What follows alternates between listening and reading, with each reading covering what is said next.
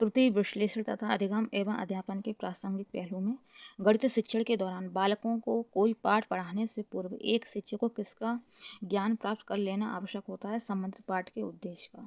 संबंधित पाठ का उद्देश्य का कोई भी सब्जेक्ट है आप पढ़ा रहे हैं तो आपको इतना तो करना चाहिए। सबसे पहले संबंधित पाठ का उद्देश्य जान लेना चाहिए। देखिए, गणित शिक्षण में त्रुटियों के विश्लेषण हेतु अपेक्षित अधिगम सफलता किसकी शिक्षण दक्षता पर निर्भर करती है? तो शिक्षक पर। समस्या समाधान एक ऐसी प्रक्रिया है जिसकी ओर सीखने संबंधी सभी क्रियाएं अक्सर होती हैं तथा दी गई समस्या का समाधान करती। उक्त परिभाषा दी योकम और सिम्पसन ने। क्षेत्रमति पढ़ाते समय शिक्षक आगे बढ़ने से पहले बोर्ड पर सभी सूत्र लिख देता है। यह तरीका दर्शाता है कि वह अनुपालन कर रहा है निगमन उपागम का। किसका? निगम उपागम का। पहले ही सारे सूत्र लिख दिए। तो इस प्रकार का एक उदाहरण निगम उपागम का होता है। गणित शिक्षण की मुख्य विधि होती है व्याख्यान विधि, प्रदर्शन विधि, आगमन और निगमन विधि। ये गणित शिक्षण की मुख्य विधि होती हैं। बालक में गणित संबंधी त्रुटियों का पता लगाने के लिए आवश्यक होता है निदानात्मक परीक्षण। ठीक है, बच्चों की अभ्यास पुस्तिका का विश्लेषण करने के लिए आप काटपीट, लिप्त, लिखावट, शुद्धता में किसकी जांच करेंगे? आप शुद्धता की जांच करेंगे। क्या करेंगे? आप शुद्धता की जांच करेंगे। काटपीट भी हो, टेढ़ा मेढ़ा भी लिखा, लेकिन आप ये देखेंगे ये 3 उसने लिखा है, 4 लिखा है, 5 लिखा है और थोड़ा सा 7 को टेढ़ा मेढ़ा लिख दिया, लेकिन है 7 ही और उसने जोड़ के सही लिखा है, तो फिर आप शुद्धता ही देखेंगे। ठीक है, वैसे भी बच्चे उल्टा सीधा लिखते हैं, लेकिन उनका हम लोग को चेक करना होता है, तो फिर हम सही किया हो या गलत किया वो ही चेक करते हैं। ठीक है, तो ऐसे करके गणित विषय में छात्रों में गति एवं शुद्धता विकसित करने के लिए गणित अध्यापक को शिक्षण करते समय ध्यान रखना चाहिए। मौखिक कार्य, निर्धारित तथा सीमित समय में दंत कार्य, ये सब। समावेशित विद्यालय में आप अपनी कक्षा के दृष्टिबाधित छात्रों की आवश्यकता पूरा कर सकते हैं। उन्हें विशेष शिक्षक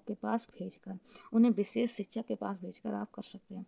बॉर्न हेले के स्तर जिस विकास की अवस्थाओं का संकेत करता है वो कौन सी है? ज्यामितीय चिंतन। कौन सा? ज्यामितीय चिंतन।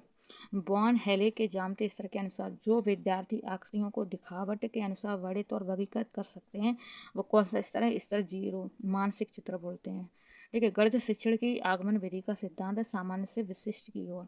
गणित शिक्षण की जो आगमन विधि है उसका जो सिद्धांत है वो सामान्य से कैसे जाएंगे? विशिष्ट की ओर। बीजगणितीय सूत्र का अधिगम है एक व्यापीकरण है।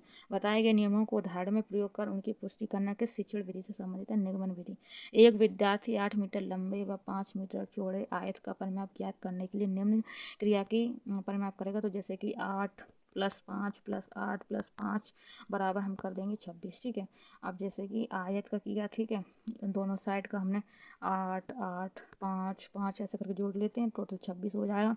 ठीक है, तो ये सब क्या हो जाएगा? ये आगमन विधि हो जाएगी। एक विद्यार्थी ने ₹800 पर साधारण ब्याज 3 वर्ष के लिए 10% वार्षिक दर से ज्ञात करने के लिए कहा। ये प्रक्रिया किस शिक्षण विधि पर आती है? तो ये निगमन विधि पर आएगी। ठीक है, कौन सी विधि देखो, सुनो और समझो के सिद्धांत पर आधारित होती है? तो वो कौन सी विधि होती है? प्रदर्शन विधि। छोटे बच्चों में गणितीय विचार किस क्रम में विकसित किए जाते हैं? ठोस वस्तुएं, चित्र और संकेत दिखाकर। कक्षा में एक छात्र बोलने में कठिनाई महसूस करता है, स्वयं की अभिव्यक्ति के लिए आप उसे कैसे प्रोत्साहित करेंगे? ऐसे खेलों का आयोजन करके जिसमें बच्चे बोलना पसंद करें। ठीक है, स्पीकिंग टाइप में। ठीक है, आगे देखेंगे कोई छात्र 5050 को 550 लिखता है, इसका अर्थ है कि वो स्थानीय मान की अवधारणा स्पष्ट नहीं है उसको। ठीक है, अब जैसे कि मैंने आपको 3400 रुपये बताए और आपने 330 रुपये लिख दिए, तो ये क्या है? आपको समझ नहीं है स्थानीय मान की अवधारणा। ठीक है, स्पष्ट नहीं है आपकी, तो इसका आंसर ऐसे हो जाएगा। स्थानीय मान की अवधारणा स्पष्ट नहीं है बच्चों को, इस प्रकार से। अब देखेंगे नैदानिक एवं उपचारात्मक शिक्षण। उपचारात्मक शिक्षण की व्याख्या में शामिल है, तो क्या शामिल है? समूह अनुवर्ग है, निरीक्षण अनुवर्ग है, व्यक्तिगत अनुवर्ग शिक्षण, ये सब। अधिगम संबंधी गलतियां और कमियों को दूर करने के लिए क्या आवश्यक होता है? उपचारात्मक शिक्षण आवश्यक होता है। गणित वह शैक्षिक उद्देश्य जिसे शिक्षा कक्षा में ही प्राप्त कर लेता कहलाता है प्राप्त उद्देश्य। यदि ज्यामितीय आकृतियों का अवबोधन हो जाता है तो छात्रों के व्यवहार में परिवर्तन होगा आकृतियों के वर्गीकरण करने का। यदि आपकी कक्षा में कोई छात्र गणित विषय में कई बार अनुत्तीर्ण होता है तो छात्र गणित के किस क्षेत्र में कमजोर है ये जानने के लिए आप क्या करेंगे? निदानात्मक कार्य करेंगे। निदानात्मक परीक्षण से ज्ञात किया जा सकता है छात्रों के लिए कठिनाई के क्षेत्र में एवं उनके द्वारा की जाने वाली विशेष प्रकार की त्रुटियों में। कमजोर तथा पिछड़े छात्रों के लिए उपचारात्मक शिक्षण का उपयोग किया जाता है। निदानात्मक मूल्यांकन के बाद छात्र विद्यालय में रहकर जो कुछ सीखता है उसकी जांच हेतु परीक्षाएं आयोजित की जाती है, वे कहलाती हैं उपलब्धि। क्या कहलाती हैं? उपलब्धि या निष्पत्ति परीक्षण। मंदबुद्धि छात्रों के स्तर में सुधार हेतु उपयोगी परीक्षा है निदानात्मक परीक्षण। अधिगम संबंधी कठिनाइयों और कमियों के स्वरूप का निर्धारण करना कहलाता है निदान कहलाता है। उपचारात्मक शिक्षण की जरूरत होती है मंदबुद्धि, पिछड़े तथा सामान्य बच्चों के लिए। क्रियाकलाप आंकड़ों के प्रस्तुतिकरण और आंकड़ों के निरूपण के लिए उपयुक्त है। तो कौन सा है? परियोजना, समाचार पत्र, रिपोर्ट, ये सर्वेक्षण, ये सब। गणित की कक्षा में संप्रेषण का उल्लेख किस क्षमता का विकास करना है? गणितीय विचार को सुव्यवस्थित, संचित और स्पष्ट करना। गणित में निदानात्मक परीक्षण का उद्देश्य बच्चों की समझ में निहित रिक्तियों को जानना। उपलब्धि परीक्षण में एवं नैदानिक परीक्षण में अंतर है उद्देश्यों का। गणित शिक्षण का प्राथमिक स्तर पर प्रमुख उद्देश्य माप तोल की इकाइयों तथा उनके व्यवहारिक उपयोग को सीखना।